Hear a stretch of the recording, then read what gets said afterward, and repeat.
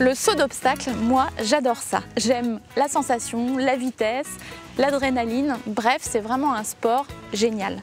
Pour ceux qui ont peur en revanche, ce n'est pas une partie de plaisir. Mais ne vous inquiétez pas, aujourd'hui je vais vous donner toutes les astuces pour dédramatiser le saut d'obstacle. Ah, bonjour Laurane. Salut Kitri. Bon alors Laurane, il paraît que tu as peur à l'obstacle? Un petit peu. Récemment, j'ai fait quelques chutes dès que les obstacles montent à 1 mètre, 1 mètre 5. Okay. Ça m'effraie et je ne sais plus comment aborder l'obstacle. Je me fige et du coup, le cheval, il pile et moi. D'accord, je vois bien de quoi il s'agit. Ne t'inquiète pas, j'ai pensé à plein de petites choses qui devraient te décontracter. C'est celle-ci, c'est la jolie Naïve.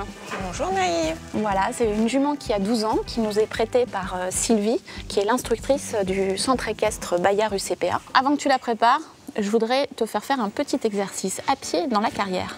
Je te suis. Allez. Ce qui est important quand on ne saute pas plus d'1 mètre, c'est de faire confiance à son cheval qui, en liberté, est tout à fait capable de sauter sans cavalier.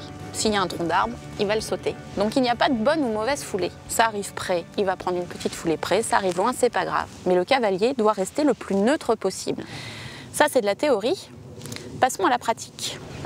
Je t'ai préparé le super cavalier. On va te le mettre sur les épaules, c'est toi qui vas faire le cheval et je voudrais que tu sentes, que tu imagines ce que ton cheval va ressentir quand toi tu perds l'équilibre en arrière ou quand tu te penches fort en avant.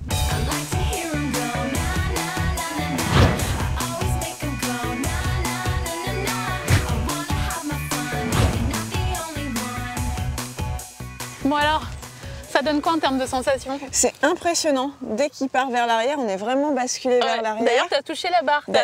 Ça m'a déstabilisé. Et pareil, quand il part devant, tout le poids part sur les épaules et on est vraiment déstabilisé. Je comprends maintenant ce que le cheval il doit ressentir. Eh bien, parfait. Donc maintenant, à cheval, et on va travailler ça, que tu sois le plus neutre possible pour le laisser faire. Enfin, la laisser faire en l'occurrence. Ok? Allez, à cheval.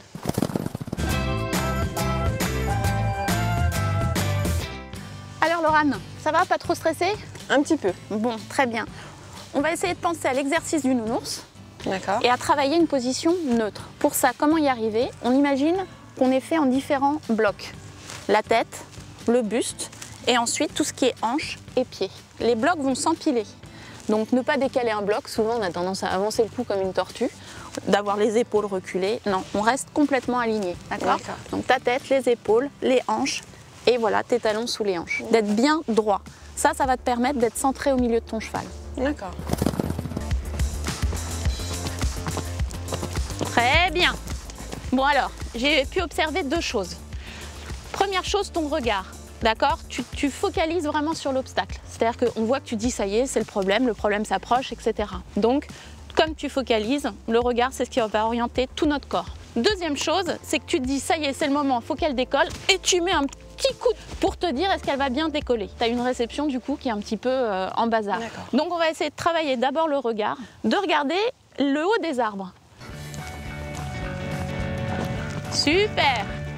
La même chose dans l'autre sens.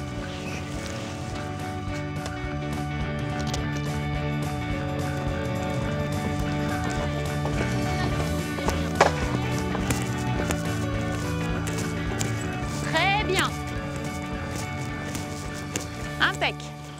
Là, je suis contente de toi parce que tu fais l'effort de lui faire confiance. On va travailler un autre exercice. Cette fois-ci, quand tu vas passer l'obstacle, tu vas regarder à l'opposé, comme si quelqu'un t'appelait. Loin, loin, et je tourne et je fais rien du tout. Très bien, super. Quand on est capable de détacher son regard, on reprend conscience de tout l'environnement, on retrouve son équilibre.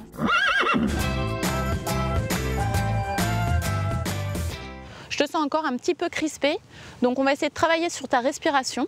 Et pour ça, je vais te demander de chantonner. Parce que quand on chantonne, on est obligé de respirer. Et quand on respire, on oxygène son cerveau. Du coup, tu restes lucide sur tes barres, lucide sur ton parcours. Donc tu vas chantonner droit au milieu et je n'y pense plus. Droit au milieu et je n'y pense plus. Droit au milieu et je n'y pense plus. Bon, bah super. Là, tu as joué le jeu. Donc tu vois que quand tu es neutre, tu laisses tout le loisir à ta jument de prendre la décision. Le but pour toi, c'est vraiment d'accumuler un maximum d'expériences positives.